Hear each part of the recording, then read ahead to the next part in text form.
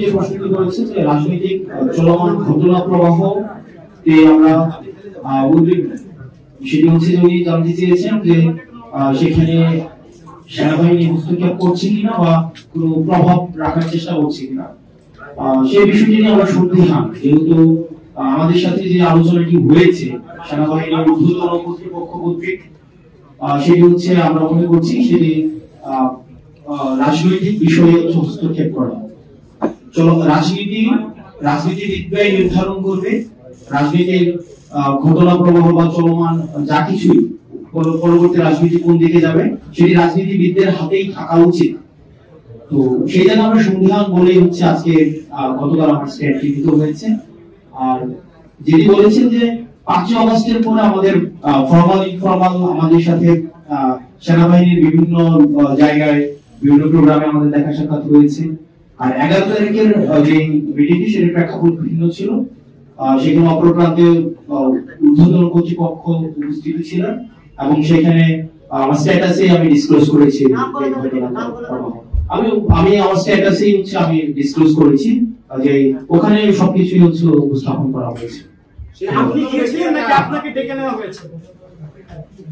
সেখানে বিষয়টি হচ্ছে যে আমরা এই বিষয়ে আলোচনা বিভিন্ন ল এন্ড অর্ডার, আপনারা জানেন যে বর্তমানে ম্যাজিস্ট্রেসি পাওয়ার দেওয়া হয়েছে সেনাবাহিনীকে, ল এন্ড অর্ডার সিচুয়েশন নিয়ে আমাদের মধ্যে অনেক প্রশ্ন রয়েছে।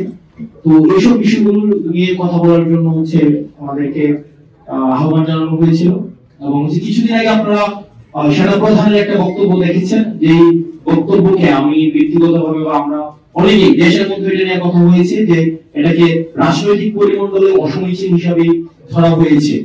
যে অন্তর্বর্তীকালীন সরকার প্রধানকে যেভাবে অ্যাড্রেস করা হয়েছে, যেভাবে অন্তর্বর্তী এই ইনক্লুসিভ যে নির্বাচনের দিকে নির্বাচনে ইঙ্গিত করা হয়েছে আওয়ামী লীগ সহ, তো সার্বিক বিষয়ে যখন আলোচনার কথা বলা হয়েছে তখন গিয়েছিলাম। তো এই বিষয়গুলো আলোচনা করা হয়েছে। আমার স্ট্যাটাসে সব বিষয় হচ্ছে একদম মানে স্ট্রেইট ফরওয়ার্ড, সেখানে হচ্ছে স্পষ্ট করা হয়েছে। আর এখানে যেটা বলছেন যে আমি একটু নিরাপত্তার ঝুঁকি অনুভব করছি কিনা, দেখেন 5 আগস্টের পূর্বে আমরা জনগণকে, ছাত্র নাগরিককে সাথে নিয়ে হচ্ছে আমরা আন্দোলন করেছি।